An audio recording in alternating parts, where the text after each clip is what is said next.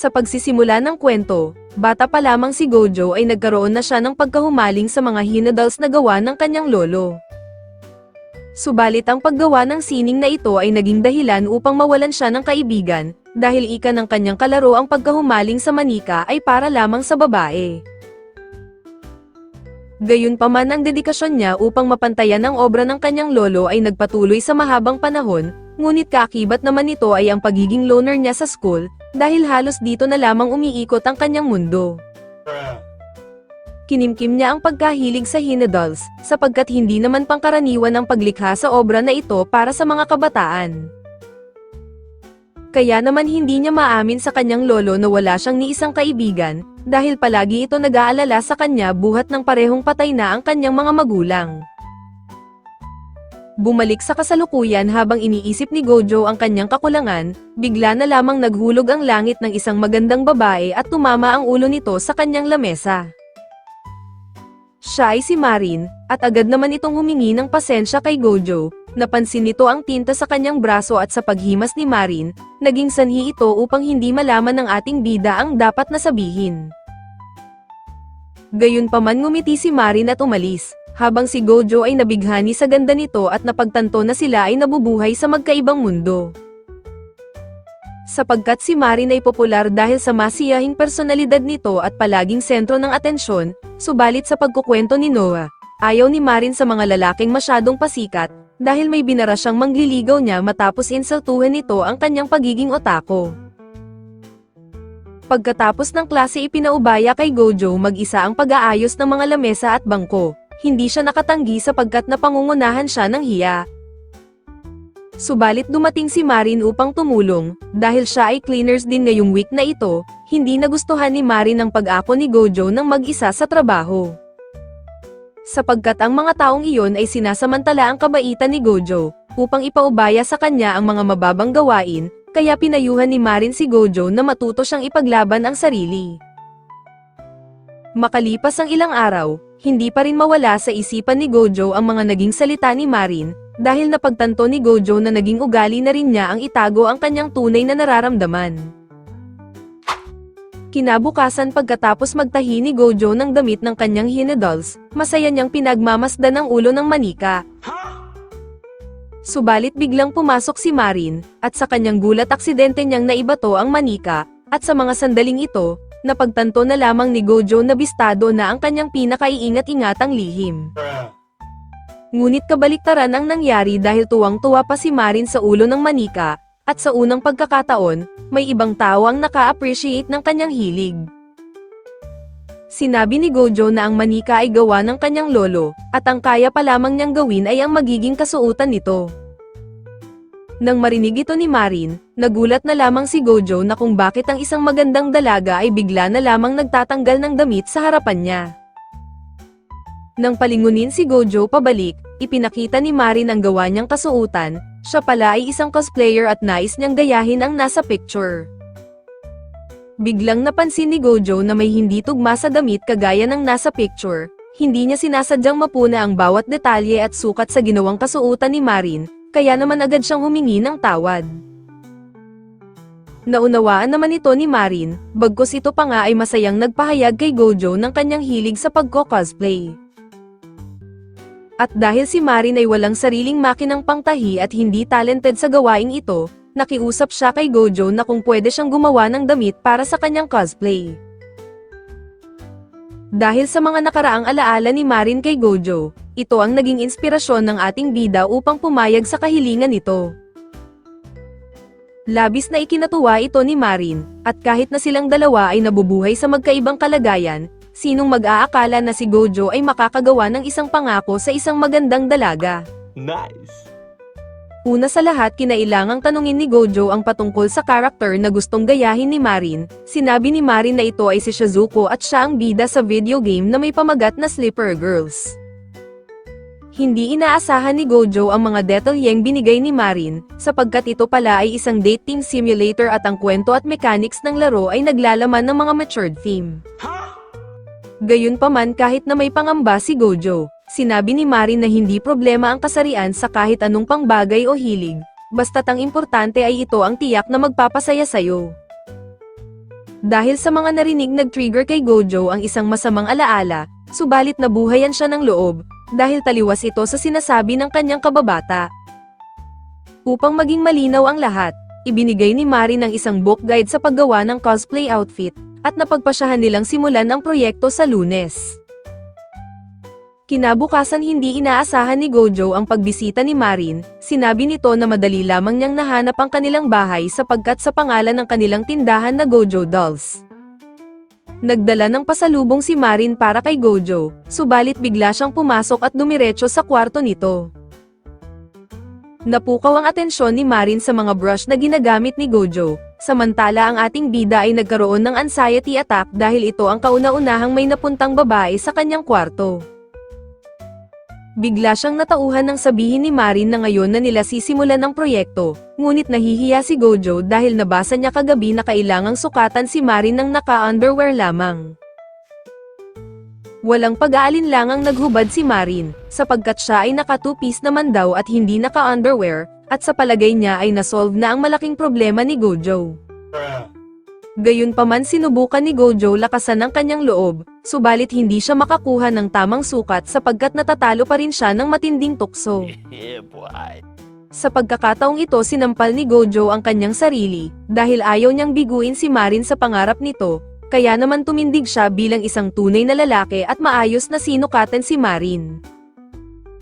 Nang akala ni Gojo ay tapos na ang kanyang matinding kalbaryo, subalit sinabi ni Marin na kailangang sukatin din ang kanyang dibdib, dahil lagi siyang nagkakamali kapag siya mismo ang magsusukat sa sarili. Dahil wala nang atrasan, parang isang final boss ang pagsukat sa mga melons ni Marin, at kinakailangan niya ng matinding konsentrasyon upang makuha ang tamang sukat, dahil talaga naman naubos ang kanyang lakas dito. Matapos may sulat ang huling sukat, naghanda si Gojo upang gawin ang pinakahuling bahagi ng trabaho, subalit sa kakaibang postura nilang dalawa biglang namula si Marin. Inisip ni Gojo na baka naiinitan lamang si Marin, kaya agad niyang binuksan ang aircon para dito. Sa pagtatapos ng araw, ibinahagi ni Marin ang 2 kopya ng laro upang makakuha ng lubos na detalye si Gojo sa costume ng ginagaya nilang karakter. Kinagabihan si Lolo Kauro ay nakarinig ng kakaibang ingay sa kwarto ni Gojo, nakita niya itong naglalaro ng Slippery Girls, inisip na lamang ni Lolo na nasa tamang edad na ang kanyang apo, pero laking gulat niya nang makuha pa nitong mag-take notes habang naglalaro. Kaya naman isang gabi na naginip si Gojo kung saan si Marin ay suot ang outfit ni Shizuko sa laro, subalit si Marin ay unti-unting nagbabago ang personalidad at sinimulang akitin si Gojo. Bigla ang nagising ang ating bida na may pagkabalisa, nang silipin niya ang kanyang manoy, hindi niya inaasahan na sisimulan niya ang kanyang umaga ng may matinding hiya. Pagdating sa eskwelahan hindi alam ni Gojo kung paano haharapin si Marin, subalit saktong namataan niya ito sa malayo habang naglalakad at pinupuri ng mga tao. Nang sinubukan niyang umiwas, nakita pa rin siya ni Marin at nagpasalamat sa ginawa nila nung araw ng Sabado. Hindi may pinta ang mukha ni Gojo dahil sa mga nakaraang awkward moments nila at sa naging panaginip niya kanina, kaya naman napansin ng isa sa kaibigan ni Marin na mukhang hindi komportable si Gojo. Iginiit ito ni Marin at biglang dumkit ang melon nito sa siko ni Gojo, subalit ang closeness nila na ito ay hindi akma sa paningin ng iba at ang ating bida ay sinimulang hamakin ng mga tao.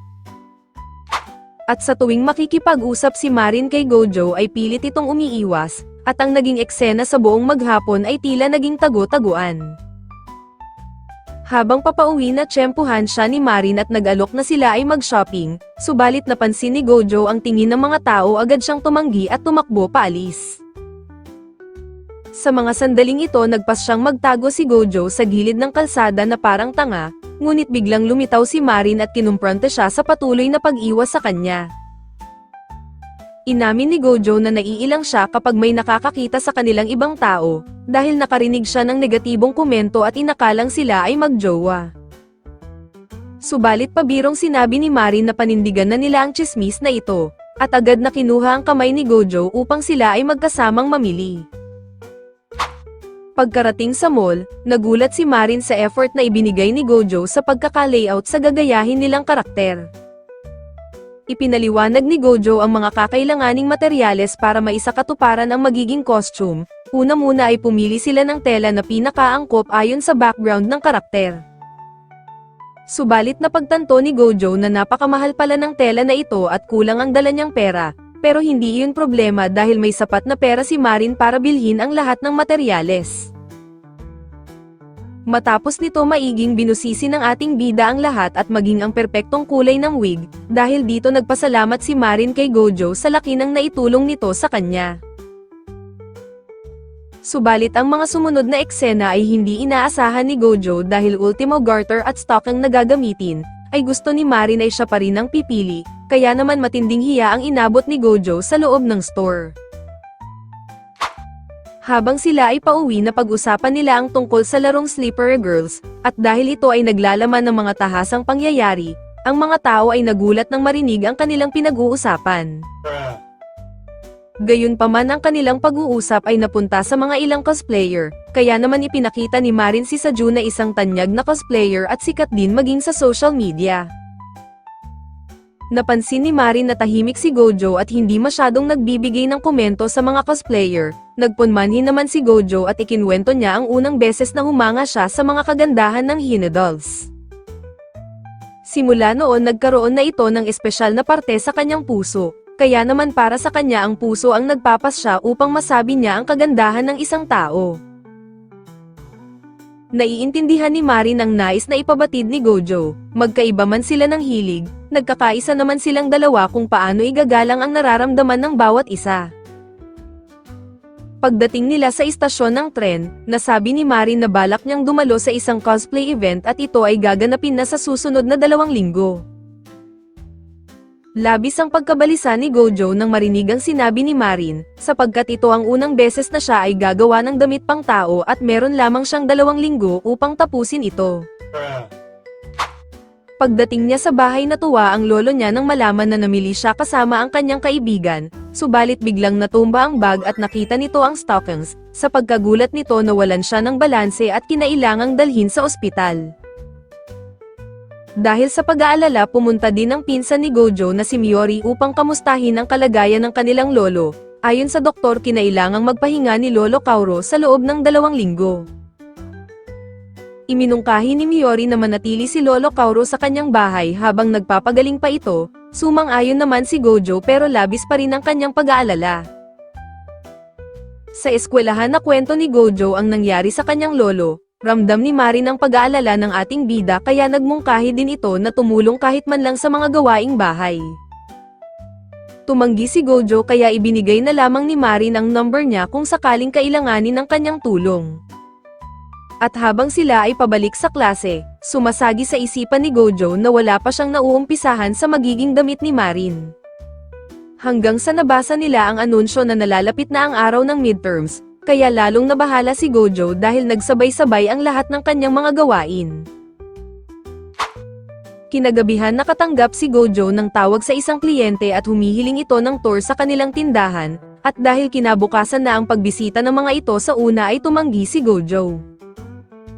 Subalit ang mga bisitang ito ay galing pa sa France, kaya napilitang sumangayon si Gojo kahit labis na abala siya sa kanyang mga ginagawa. Sa mga sumunod na araw mag-isang trinabaho ni Gojo ang lahat pati ang pagmamando ng kanilang tindahan, at kahit sa pagtatapos ng kanilang exam kita pa rin kay Gojo ang labis na pagkaabala. Sa pag-aalala ni Marin sinubukan niyang dalawin si Gojo sa kanilang bahay upang sila ay magkasamang maghapunan, subalit halos patay ang mga ilaw at inakala ni Marin na lumabas ito para bumisita sa kanyang lolo. Pero ang katotohanan, si Gojo ay labis ng pagod at problemado dahil sa mabagal na progreso sa paggawa niya ng damit. Labis na nangangamba si Gojo dahil ayaw niyang biguin si Marin, at nang makita niya ang kanyang brush nakadama siya ng lungkot, dahil kahit sa pangarap niya bilang isang doll maker ay hindi niya magawang mapagtagumpayan.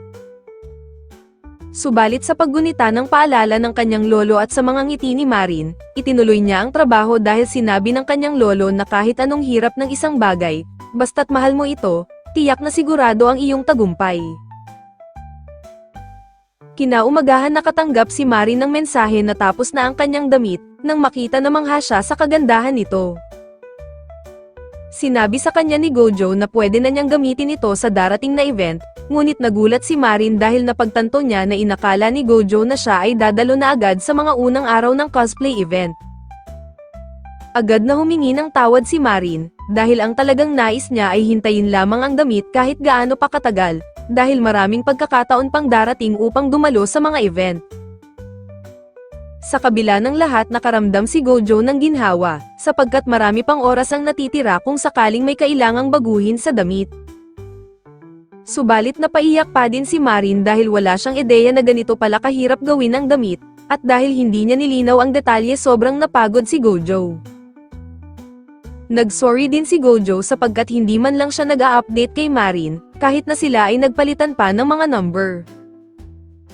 Gayunpaman para tumahan na si Marin iminungkahi ni Gojo na sukatin nito ang damit, una ay inayos ni Gojo ang buhok ni Marin, sumunod ay pinagtutuunan nila ng pansin upang malaman ang babagay na pilikmata. Inilabas ni Gojo ang kanyang mga eyelashes na ginagamit niya sa paggawa ng mga Hina dolls, dahil dito humanga si Marin nang makita ang litrato ng mga ito.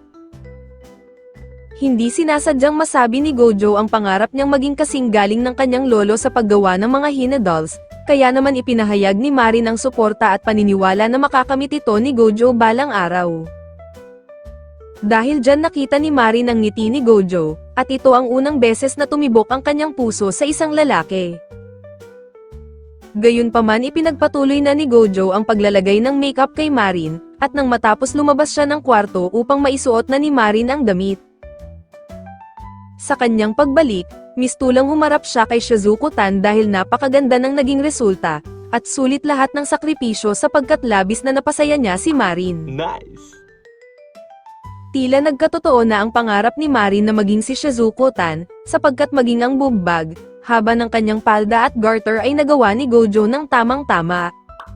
Nice! Kaya naman humiling si Marin na kuhanan siya ng litrato. Sa unang kuha ay napansin ni Gojo na ang pag-post ni Marin ay galing sa kanyang sariling estilo. Kaya iminungkahi ni Gojo na mag-post si Marin ayon sa karakter ni Shizuko. Gamit ang puting pintuan dito nila pinagpatuloy ang pagkuha ng mga litrato at namangha naman si Gojo sa naging resulta. Nang makita ni Marin ang ilan sa kanilang mga kuha, labis siyang natuwa kaya agad siyang gumawa ng cosplay account para i-upload ang mga pictures, dahil dito nakapagdesisyon si Marin na ituloy na lang ang pagdalo kinabukasan sa event.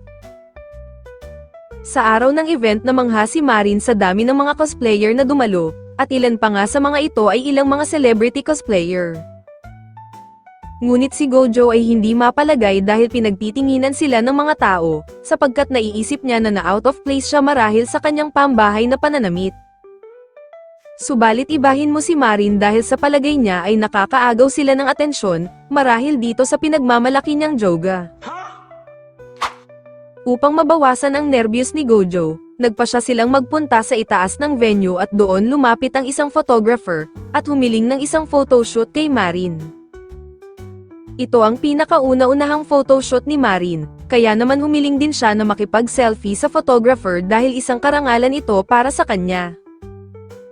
Habang tinitignan ni Gojo si Marin, alam niya kung gaano kasaya si Marin sa mga sandaling ito, kaya napagtanto ni Gojo na baka ay ito na ang mga huling sandali nilang pagsasama, sapagkat natupad na niya ang ipinangako para dito.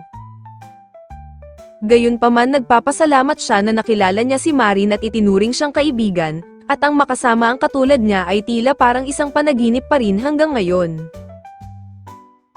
Si Marin ay dali-dali ang lumapit sa kanya at hinihingal dahil sa init, ipinagtapat nito sa kanya na kaninang umaga ay nilagyan ni Marin ang kanyang bra ng padang, nang sa ganon ay magmukhang malaki ang kanyang joga. Subalit ang pakiramdam ni Marin na ang kanyang damit ay tila malapit ng sumabog, sinabi ni Gojo na sakto lamang sa kanya ang sukat ng damit at ang tela nito ay medyo makapal, kaya agad niyang dinala si Marin sa mas preskong lugar. Binigyan ni Gojo si Marin ng kulang patch upang maginhawaan ito, at habang pinupunasan ni Marin ang kanyang mga pawis, hindi naman mapakali ang mga mata ni Gojo. Yeah, boy! Sumunod ay humiling si Marin kay Gojo na buksan ang zipper ng kanyang damit, at dahil wala ng oras para magpanik ginawa niya ito at nakarinig siya ng hindi inaasahang ungol mula kay Marin. Nakiusap na din si Marin kay Gojo na panasan ang kanyang likod, At kahit may pag-aatubili ginawa ito ni Gojo at sinabihan na rin niya si Marin na kung pwede ay hinaan ang boses nito. At nang maging okay na si Marin nagpasya na silang bumalik sa venue, at humingi ng panmanin sa photographer na naantala niya kanina. Habang ipinagpapatuloy nila ang photoshoot, biglang hinangin ang palda ni Marin at nakita ang mga markings niya sa mga hita. Agad namang nagsorry ang babae at binura ang pictures, subalit nagulat sila ni Gojo nang hindi man lang alintana ni Marin ang insidente. Sa kanilang pag-uwi nagpasalamat si Gojo kay Marin sa pag-imbita sa kanya sa event, at hindi pa nga sila nakakauwi nagtanong na agad si Marin kung anong cosplay ang susunod nilang gagawin. Gayunpaman napansin ni Marin kung gaano kasaya si Gojo na magpapatuloy ang kanilang pagtutulungan, at habang si Marin ay tumitingin ng kakailanganin nila sa susunod na cosplay, napansin niyang inaantok si Gojo. At habang si Marin ay nagkukwento ng masasayang karanasan sa naging event, narinig niya ang sinabi ni Gojo na napakaganda niya sa buong araw na ito. Sa mga sandaling ito naalala niya ang mga sinabi ni Gojo, na ang pagpuri nito sa kagandahan ng isang tao ay nagmumula sa kanyang puso. Kinabukasan nagpaturo si Marin kay Gojo ng tamang paglaban ng wig na kanyang ginamit, at habang ginagawa niya ito unti-unti nang nafo-fall si Marin sa tuwing napapasulyap siya kay Gojo. Samantala makikita naman si Lolo Kauro na pauwi na sa kanilang bahay, subalit sa kanyang pagdating nagulat siya nang makitang may hawak na dress si Gojo at nag-uwi pa ng babae. Kinalaunan nalaman din ni Lolo Kauro ang pagkakaibigan ni Marin at Gojo. Humanga siya sa ginawang damit ng kanyang apo pero ipinaliwanag din ni Gojo na hindi papalido ang pagkakayari dito. Habang nag-uusap ang maglolo, nakumpirma ni Marin ang kanyang pag-ibig para kay Gojo, at bagamat ang puso at isipan niya ay nagtatalo kung anong dapat gawin, biglang tumunog ang kanyang tiyan at gusto na niyang maglaho dahil sa sobrang hiya. Si Marin ay inaya na rin nilang maghapunan sa kanilang bahay. Nakwento din ni Marin na siya na ang nagluluto ng kanyang pagkain, dahil yumao na ang kanyang ina habang ang kanyang ama ay kinailangang magtrabaho sa malayo.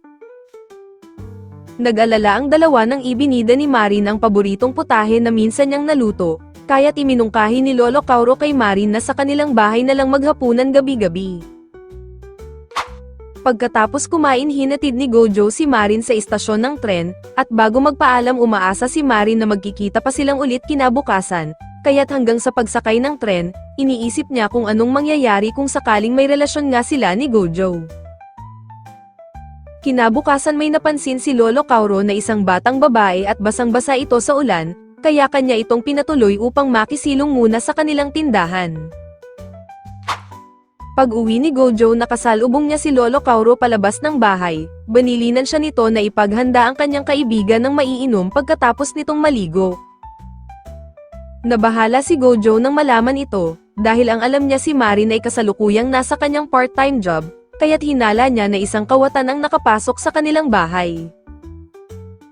At nang buksan ni Gojo ang pintuan nakita niya ang batang babae na wala pang damit, sa gulat nito bigla itong nadulas sa harapan niya, at dahil sa kanyang nakikita naalala ni Gojo kung gaano kakinis ang ulo ng manika kapag wala pa itong buhok. Kinalaunan agad din namang humingi ng tawad si Gojo nang tanungin niya ang dahilan ng pagbisita nito. Sinabi ng babae na gusto niya makita ang mga gawa ni Gojo. Kaya't kinuha muna ni Gojo ang personal information nito. Nalaman niya na mas matanda pa pala sa kanya ang babaeng ito at agad niyang pinag-tour ito sa kanilang shop. Sa una ay tila interesado ang babae sa mga manika, at tuwang-tuwa pang ang ibinida ni Gojo ang ilan sa mga ito, nang biglang inamin ng babae na ang totoong pakay niya ay ang cosplay outfit na gawa ng ating bida. Sinabi nito na naparito siya dahil gusto niyang mag-order ng cosplay outfit, at para mapapayag si Gojo sa kanyang gusto, sinubukan niyang i-blackmail si Gojo at kung hindi ay ipapakulong niya ito dahil sa nangyari kanina. Sa pagbanggit ulit ng babae sa kanyang pangalan, napagtanto ni Gojo na ito pala si Sajuna ang cosplayer na isa sa mga hinahangaan ni Marin, kaya naman nagulat siya kung paano nito nalaman ang lahat pati ang kanyang bahay. Nang makita ni Sajuna ang post ni Marin sa online, nagpunta siya nung araw ng event upang makita ito at nang malaman na si Gojo pala ang gumawa ng damit, napilitan siyang mag-stalk kay Gojo hanggang sa pag-uwi nito. Nang dumating si Marin para maghapunan, hindi siya makapaniwala nang makita si Sajuna sa personal at nang malaman niya na napansin pala nito ang kanyang post, mangiyak-ngiyak si Marin dahil sa tuwa. Matapos kumalma ni Marin, ipinagpatuloy na ni Sajuna ang pagnenegosasyon kay Gojo dahil gusto niyang gawan siya ng ating bida ng actual costume ng Black Lily. Dahil si Gojo ay walang alam sa anime na Flower Princess Blaze, ipinaliwanag ni Marin ang tungkol sa bida nito at ilang story plot ng palabas. Gayunpaman ipinaalam ni Sajuna na kahit pa bumili siya ng actual costume ng Black Lily sa official store, mas maganda pa din kung ipapatahi ito na sakto ang sukat para sa kanya. Kinailangan ni Sajuna na kunin ang contact information ni Gojo, para maibigay niya ang mga detalye at lahat ng kanyang sukat. Sa kabila nito, agad na nilinaw ni Sajuna kay Marin na hindi niya aagawin ang kanyang jowa, bagkus ito ay para sa communication lamang sa paggawa ng damit. Sa sobrang hiya, agad na nilinaw din ni Gojo kay Sajuna na hindi sila magkasintahan, habang sa kabilang banda naman ay kitang-kita ang kilig ni Marin, at nalilibang sa ideyang ito. Sa pagpapatuloy, nais ni Marin na mag-group cosplay silang dalawa ni Sajuna, subalit tinanggihan niya ito dahil ayaw niya ng may magiging sagabal sa photoshoot, kaya mas pinipili lamang niya na solong mag-cosplay. Gayunpaman nag-alok si Marin na maging bahagi pa rin ng project na ito, at handa siyang makihati sa pagbabayad ng rental studio, at dahil mahal nga naman ang mag-rent ng studio, sa huli ay pumayag din naman si Sajuna. Iminungkahi din ni Gojo na panoorin muna niya ang buong anime na Flower Girl Blaze, dahil makakatulong ito na makakuha siya ng detalye para sa gagawing kasuotan ni Sajuna. Binanggit din ni Gojo na kinailangang laruin niya ang Part 1 and 2 ng Sleeper Girls, upang magawa ang costume ni Marin, habang si Sajuna ay hindi matagalan ang mga kinukwento ni Gojo tungkol sa laro. Kinalaunan pinaalam ni Gojo sa kanyang lolo ang kanyang sunod na magiging proyekto para kay Sajuna. Masaya naman si Lolo Kaoru sa nalaman, gayunpaman hindi pa rin nakakalimutan ni Gojo na gumawa ng Hina dolls kaya ipinasuri niya ito.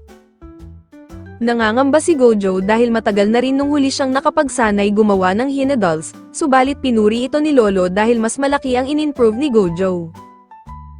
Sa palagay ni Lolo Kaoru nakatulong sa kakayahan ni Gojo ang pag-makeup kay Marin, dahil nahasa ang konsentrasyon dito ng kanyang apo. Dagdag pa ni Lolo Kaoru, para maging mahusay na doll maker, kinakailangang maging inspirasyon mo ang kagandahan ng iba, nang sa ganon ay lumawak pa ang pananaw mo sa lahat ng bagay. Kinabukasan nagpunta si Gojo sa apartment ni Marin, upang kunin ang pinahihiram nitong DVD ng Flower Girl Blaze. Sa pagbukas ng pinto, nagulat si Gojo sa bihis ni Marin at naalala niya ang mga panahong nalaman niya ang sukat ng dibdib nito, subalit imbis na mag-alala si Marin sa kanyang bihis, mas napukaw ang atensyon niya dahil wala siyang suot na contact lens.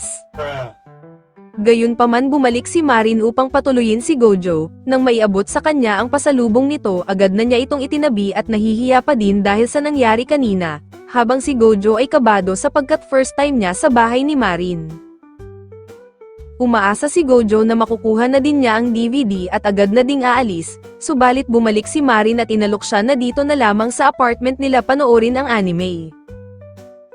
Pagpasok niya pa lang sa kwarto ni Marin, tumambad na kay Gojo ang sandamakmak na merchandise ni Shizuko-tan, at sinimulan na agad nilang panoorin ang Flower Girl Blaze. Habang nanonood, nagsimula na din si Gojo na kumuha ng mga detalye ayon sa personalidad ng bida, at si Marin ay napagtanto niya na para palang isang home date ang nangyayari ngayon. Nang mapatingin siya kay Gojo lalo siyang kinilig sapagkat sila lamang dalawa ang magkasama ngayon, at kahit na sinusubukan niyang pakalmahin ang sarili, natatalo siya ng pagkasabik sa tuwing napapatingin siya kay Gojo.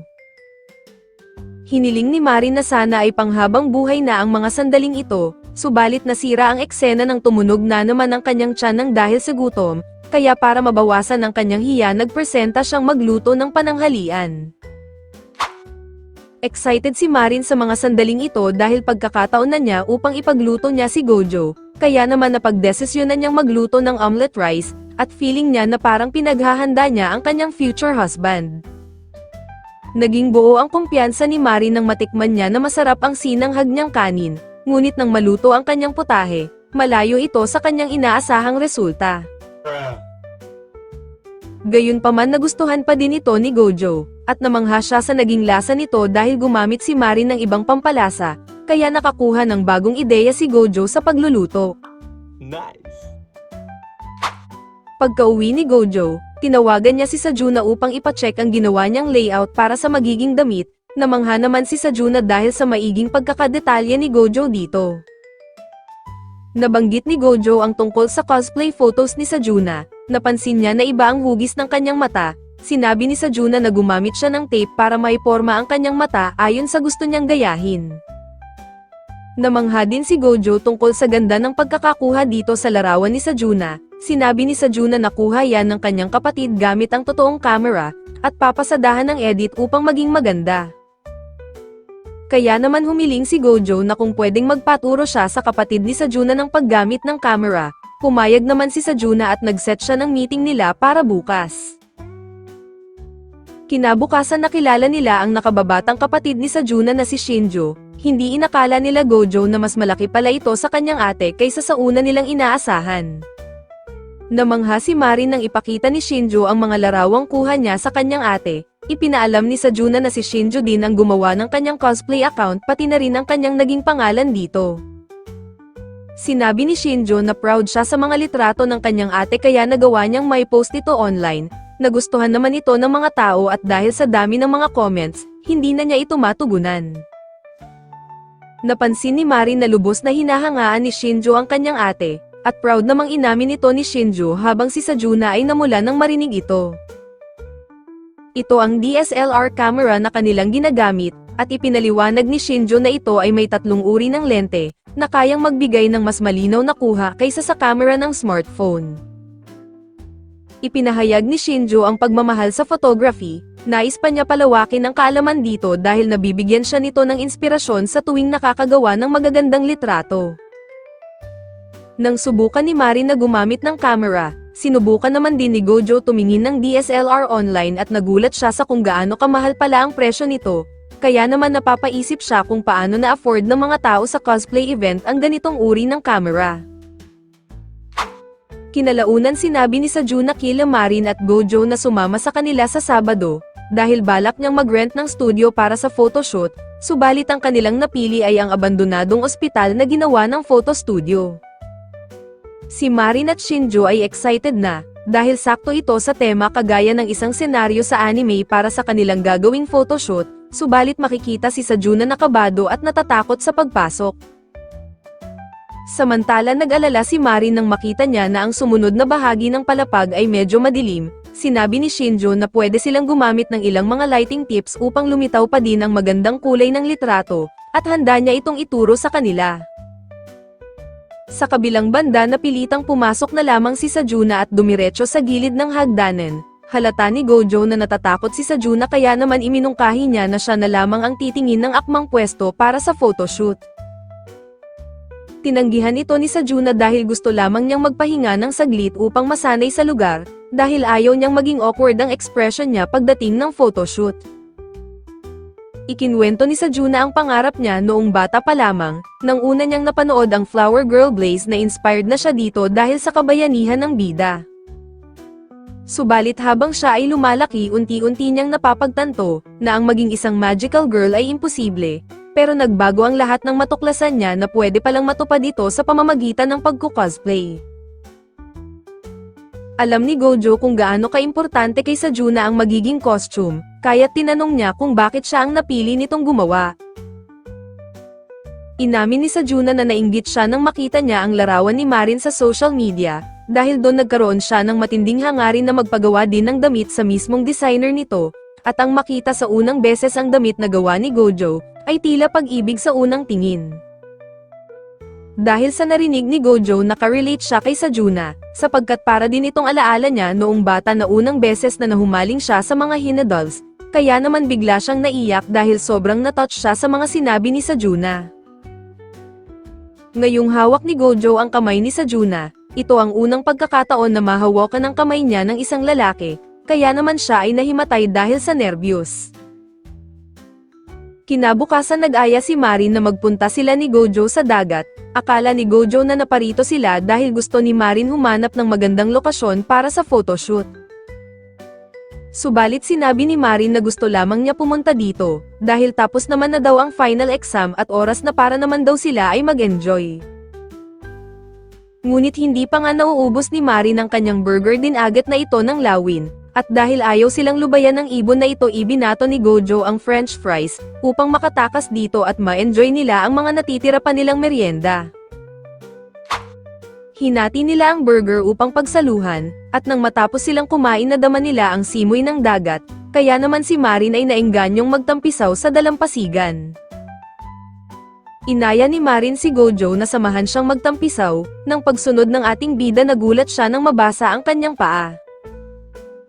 Inamin ni Gojo na ito ang unang beses na siya ay nagpunta sa dagat, dahil halos ginugol niya ang kanyang kabataan sa pagiging isang doll maker, kaya halos hindi niya nagawang mamasyal man lang sa ibang lugar. Pagkarinig nito ni Marin, inalok niya si Gojo na sumama sa kanya sa lahat ng plano nito sa summer vacation, pumayag naman si Gojo. At sa mga sandaling ito lumayo saglit si Marin, dahil hindi niya mapigilang mag-blush sapagkat inaya niya si Gojo sa kanyang mga lakad ng silang dalawa lamang. Gayunpaman napansin ni Marin si Gojo na talagang masaya ito sa kanyang naging alok, kaya kinuha na niya ito ng litrato, habang ang ating bida naman ay biglang nadapa sa tubig at hindi mapigilan ni Marin ang tumawa. Makalipas ang 2 linggo, natapos na ding gawin ni Gojo ang cosplay outfit ni Marin at Sajuna, naging maayos naman ang naging kasuotan at lalo pang sumaya si Sajuna nang isukat din niya ang kanyang kapa. Habang inaayos ni Gojo ang buhok ni Marin, nagsuggest naman si Sajuna kay Marin na pahiramin ito ng kanyang mga makeup, upang maging mas maputi ang kutis ni Marin at tumugma sa gagayahin nitong karakter. Sinunod namang lagyan ng tape ni Gojo ang mga mata ni Marin, upang makuha ang tamang forma ng mata ni Black Labilia. At nang matapos, hindi akalain ni Marin na magiging ganito kaganda ang kanyang mukha na parang kay Black Labilia, kaya hindi niya mapigilan ang saya at pananggigilan si Gojo na para tuloy silang magjowa. Kinalaunan, habang si Marin at Sajuna ay naghihintay kila Gojo at Shinjo para sa kanilang magiging photoshoot, pinuri ni Sajuna ang cosplay ngayon ni Marin. Natuwa naman si Marin kaya humiling siya kay Sajuna kung pwede silang makapag-selfing dalawa, at nang may post ito, nagulat si Marin kung gaano kabilis dumami ang naging likes nito. Habang patuloy na mas nagiging close si Marin at Sajuna, dumating na sila Gojo kasama si Shinjo at nagulat sila nang makita ang mga ito. Bumalik sa nakaraan, ipinakita ang pangyayari kung saan galing sila sa ospital para sa gagawin nilang photoshoot. Nagpa siya ang grupo na umuwi na pagkatapos ng lahat, subalit naiwan si Shinjo at Gojo. Dito ay tinanong ng ating bida kung nais ba nitong mag-cosplay. Dahil nung sila ay nag-usap sa restaurant, naramdaman ni Gojo kay Sajuna na gusto din nitong mag-cosplay kahit na itinanggi nito. Inamin ni Shinjo na may isang karakter siyang nais cosplay, ngunit dahil sa pangangatawan niya imposible niyang magawa ito, bukod dito ikinababahala niya na baka magkaroon ng negatibong epekto ito sa imahe ng kanyang ate kapag tinuloy niyang mag-cosplay. Gayunpaman sinabi ni Gojo na dapat ay hindi siya mag-alala sa sasabihin ng iba, dahil isa sa mga natutunan niya sa mga cosplayer ay maaari kang maging sino man basta't gusto mo, kagaya na lamang ng pagtupad sa iyong pangarap, kaya naririto siya upang tulungan si Shinjo. Masayang pumayag si Shinjo sa alok ni Gojo, at sinabi niya na ang balak niyang cosplay ay ang lalaking karakter mula din sa anime na Flower Girl Blaze, at tama nga ang hula ni Gojo. Sa kabila ng kanyang pangarap, pinuproblema pa rin ni Shinjo ang kakasyang damit niya sa pang-itaas, at wala pa siyang sapat na pondo para pangbili ng materyales. Nakalimutan ni Gojo na nasa middle school pa lamang si Shinjo kaya't wala pa itong naiipon, subalit kahit ano pa man ang mga hadlang gagawin niya ang lahat upang matulungan si Shinjo. Upang makatipid ipinahiram ni Gojo kay Shinjo ang kanyang uniform, ito ay halos kapareho lang din ng kasuotan ng karakter na kanilang gagayahin. Naghintay si Gojo sa labas ng kwarto habang nagpapalit si Shinjo, subalit sa kanyang pagpasok biglang pumutok na ang uniforme at muntikan na nga siyang ma-headshot ng butones, sa laki ng joga ni Shinjo. Dahil problema ang Joga ay katawan ni Shinjo, nakaisip ng paraan si Gojo na gumamit ng Sarashi Wrap upang magaya ang katawan ng isang lalaki, subalit hindi pa rin ito maitago ang Joga ni Shinjo, kaya nakahanap sila ng solusyon na gumamit na lamang ng Beholder. Sumunod naman ay kinailangang sukatin ni Gojo ang ulo ni Shinjo para sa magiging wig nito, ngunit hindi sinasadyang maipit niya ang Joga ni Shinjo. Bumalik ang pangyayari ilang oras bago ang kasalukuyan, ngayong nakabili na rin si Gojo ng wig at lahat ng makeup na kakailanganin, agad nang inayusan niya si Shinjo upang matupad na ang pangarap nito. Sa kasalukuyan labis na may pag-aalinlangan si Shinjo sa mga oras na ito, subalit kaliwat kanan siyang pinuri ni Marin at ng kanyang ate dahil hindi mapigilan ng mga ito ang humanga. Isang simbolo ng luha ni Shinjo ang naging pasasalamat niya kay Gojo. Kaya naman nagdesisyon si Marin na sila ay mag-group selfie bago ang kanilang gagawing cosplay photoshoot. Nice. Sa kalagitnaan ng photoshoot na pag-usapan nilang gayahin ang isa sa mga iconic na pangyayari sa anime, nang sila ay maghanda para sa take, namangha si Sajuna nang biglang mag-in character si Marin. Subalit nasayang ito dahil hindi mapigilan ni Marin na ngumiti sa pagkagalak, sapagkat sila ay magka-eksena ngayong dalawa. Sa isip ni Sajuna, naiirita siya sa ganitong personalidad ni Marin at nasasayang ang oras nila dahil sa kakulitan nito, gayunpaman hindi niya maipaliwanag ang sayang na idudulot sa kanila ni Marin. Makalipas ang ilang sandali, nagpasalamat si Sajuna kay Gojo dahil sa paggawa nito ng cosplay para kay Shinjo. Bilang nakatatandang kapatid ni Shinjo, hindi napansin ni Sajuna ang pag-ibig nito para sa cosplay, kaya pakiramdam niya ay nabigo niya ang kanyang kapatid. Sinabi ni Gojo na nahirapang sabihin ni Shinjo ang kanyang nararamdaman dati, kaya't walang dahilan upang magkulang si Sajuna sa kanyang kapatid. Naantig si Sajuna sa mga sinabi ni Gojo, at ibinulong na lang nito ang kanyang tunay na nararamdaman para sa ating bida. Pagkatapos ng kanilang photoshoot, ni-review nila ang mga bawat larawan at dito napagtanto din ni Sajuna na meron talagang talent si Marin sa pagku-cosplay, at hindi lang basta dahil maganda ang naging costume nito. Gayunpaman inamin din ni Sajuna kay Shinjo ang pagiging self-conscious niya, dahil minsan ay hinihiling niya na sana ay katulad din niya si Shinjo na mas angat ang feminine looks, nang sa ganun ay marami pa siyang ma-cosplay.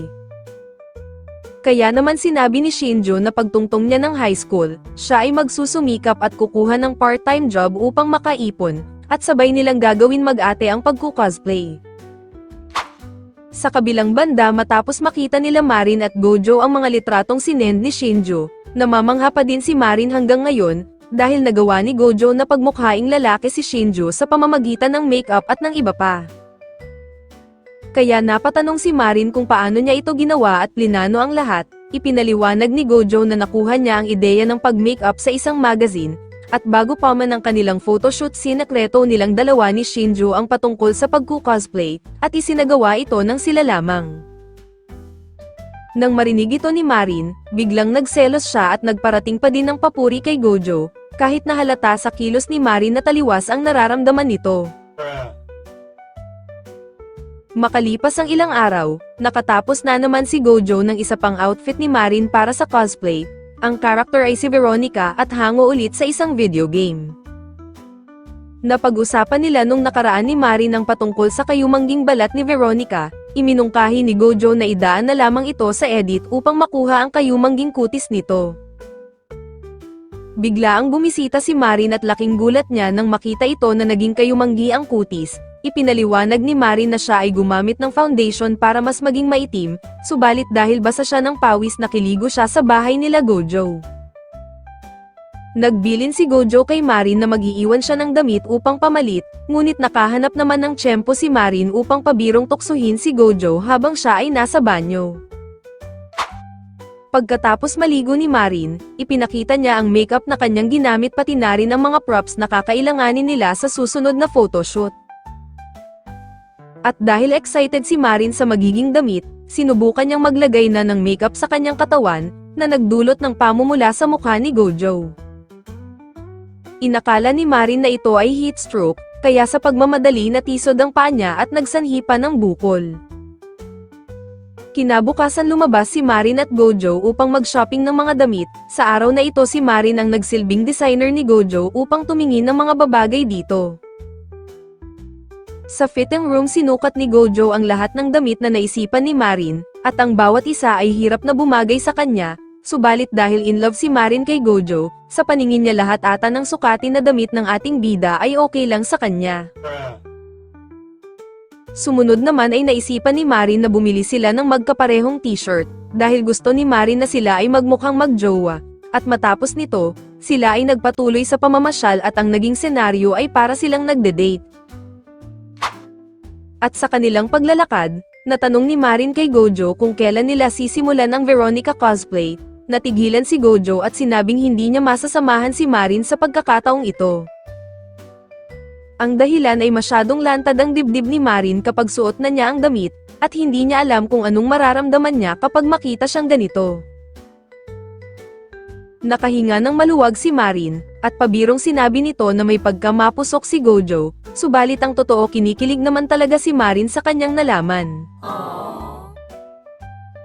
Naiintindihan ni Marin ang paggalang ni Gojo sa kanya, subalit pabirong ibinulong ni Marin na mag-sesend siya ng litrato kay Gojo habang suot ang Veronica cosplay.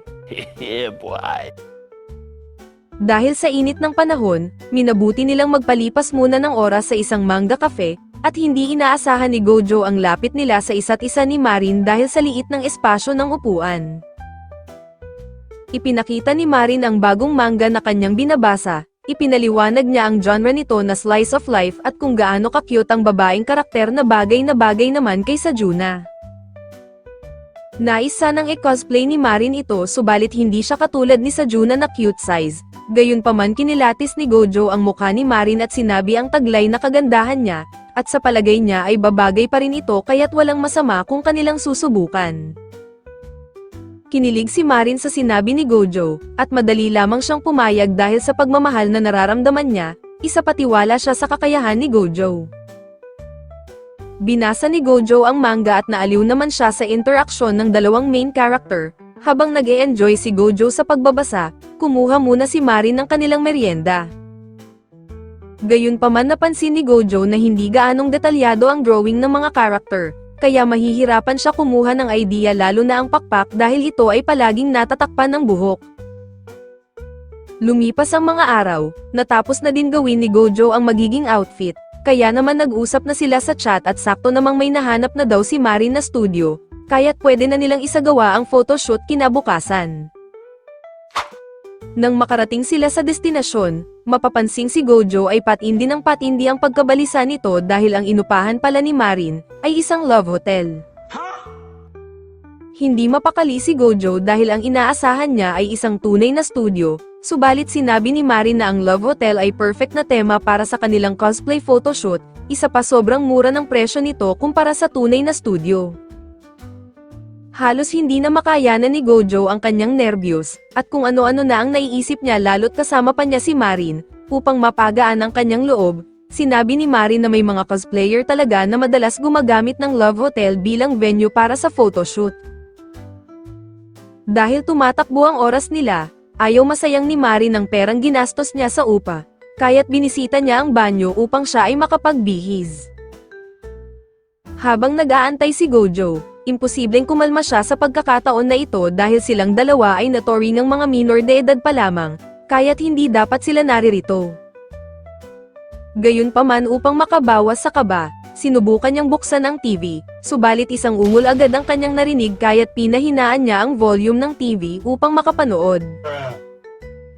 Mabuti ay na-off niya ang TV subalit nagulat siya sa biglaang paglabas ni Marin, sapagkat masaya ito dahil mahusay ang pagkakagawa ni Gojo sa damit. Ipinaliwanag ni Gojo na nagsaliksik siya sa paggawa ng outfit na ito, at dahil binawasan niya ang tema ng pagka-seductive sa ginawa niyang damit, hindi tuloy nito nakuha ng tama kagaya ng nasa manga. Hindi ito alintana ni Marin, sapagkat minsan ang kasuotan sa manga pagdating sa anime ay hindi buong kapareho kagaya ng ginawa ng author.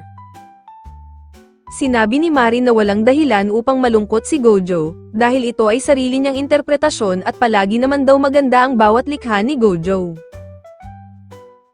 Kinalaunan inayusan na ni Gojo si Marin upang makapagsimula na sila para sa photoshoot, inilagay din nila ang buntot na ayon sa disenyo ng karakter.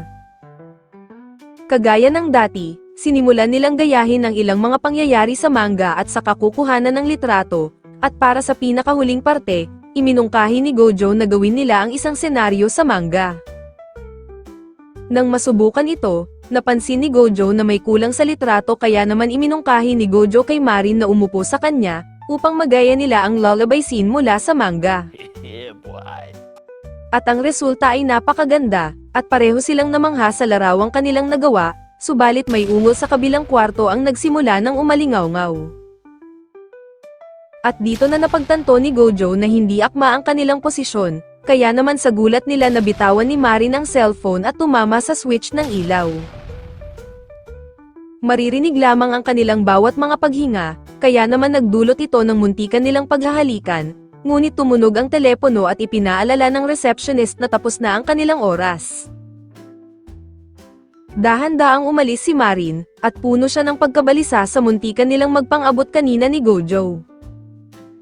At sa kanilang paglabas, si Marin ay puno ng hiya habang si Gojo ay mulat na mulat ang mata, kaya hanggang sa bahay ay hindi mawala sa isipan niya ang nangyari kanina. Isang gabi habang nagpipinta si Gojo ng mukha ng Hina dolls, isang mensahe ang nanggaling kay Marin at humihingi ito ng tulong. Kinabukasan na pag-alaman ni Gojo na nagpapatulong lang pala si Marin para sa bago niyang cosplay, ipinaalam din ni Marin na nais niyang sumama sa kanyang ama sa nalalapit na fiesta. Subalit dahil hindi pa niya natatapos ang kanyang homework hindi siya pinayagan ng kanyang ama, kaya naman pinag-iisipan niya kung paano hahatiin ang natitirang bakasyon niya para sa kanyang sideline at homework. Natanong din ni Gojo kung ano ba ang ginagawa ni Marin sa kanyang trabaho, sinabi ni Marin na siya ay isang model ng magazine. Nice. Nagulat si Gojo sa kanyang nalaman, sinabi ni Marin na kailangan niyang kumayod dahil gusto niyang bumili ng DSLR camera. Nagpa siya si Marin na manood muna sila ng horror film, sa una ay kampante siya at nang tumagal ay halos siya pa ang natatakot, habang si Gojo ay humahanga sa mga kasuotang ginagamit sa pelikula. Kaya naman ipinagpatuloy na lamang ni Marin ang kanyang homework, ngunit napagtanto niyang naiwan niya pala ang ibang assignment niya sa paaralan. Nagpunta sila sa school para kunin ang homework ni Marin, at dahil sa kanilang napanood kanina, nakakaramdam ng konting takot si Marin dahil sila lamang ang nasa eskwelahan. Habang sila ay papauwi na, napansin ni Marin ang pool area ng paaralan, ninais ni Marin na puntahan ito ng malapitan upang makapagbabad siya ng paa, subalit siya ay biglang nahulog at dali-dali ang sinagip ito ni Gojo. Hindi makapaniwala si Gojo na hindi marunong lumangoy si Marin, dahil kamakailan lamang ay nagpunta sila ni Noah sa dagat.